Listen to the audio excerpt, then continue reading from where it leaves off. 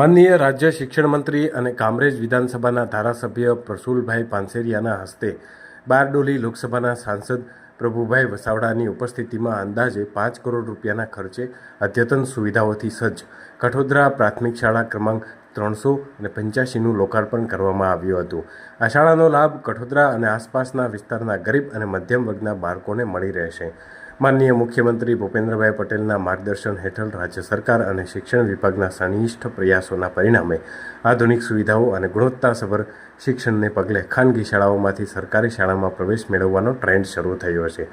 યશસ્વી વડાપ્રધાન નરેન્દ્ર મોદી સાહેબના નેતૃત્વમાં શિક્ષણ ક્ષેત્રે ગુજરાતમાં શરૂ થયેલા શાળા પ્રવેશોત્સવ, કન્યા કેળવણી, ગુણોત્સવ અને વિદ્યા સમીક્ષા કેન્દ્ર સહિતની પહેલ આજે દેશભરમાં અનુસરણીય બની છે.